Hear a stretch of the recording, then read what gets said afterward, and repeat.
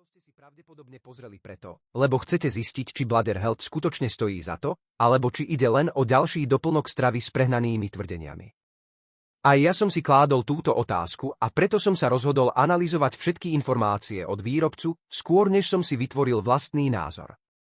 Jednou z vecí, ktorá ma skutočne zaujala, je fakt, že Bladder Health bol vyvinutý na podporu zdravia močového mechúra a močových ciest pomocou zmesi prírodných zložiek. Cieľom je pomôcť udržať rovnováhu mikrobiómu v močových cestách, čo môže byť kľúčové pre správne fungovanie tejto oblasti. Podľa výrobcu toto zloženie kombinuje látky vybrané tak, aby vzájomne spolupracovali a podporovali rovnováhu mikroflóry v močových cestách i zdravie močového mechúra. Ďalším zaujímavým detailom je jednoduchosť užívania. Odporúča sa užívať len jednu kapsulu denne a zapiť ju vodou, vďaka čomu možno tento doplnok ľahko zaradiť do denného režimu bez nutnosti výrazných zmien v zaužívaných návykoch. Je však dôležité zdôrazniť jednu vec, žiadny doplnok stravy nerobí zázraky.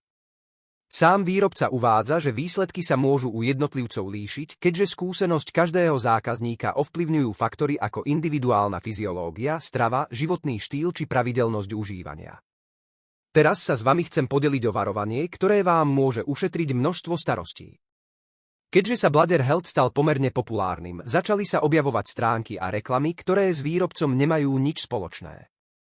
Ak sa teda rozhodnete produkt vyskúšať, uistite sa, že využijete len oficiálnu webovú stránku uvedenú v popise videa.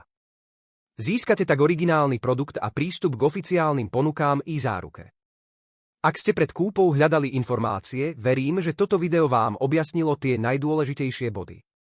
Ak si chcete pozrieť podrobnosti o zložení, skontrolovať jednotlivé zložky a zistiť aktuálne akcie, stačí navštíviť oficiálny odkaz, ktorý som uviedol v popise. Ďakujem za pozornosť a uvidíme sa pri ďalšom videu.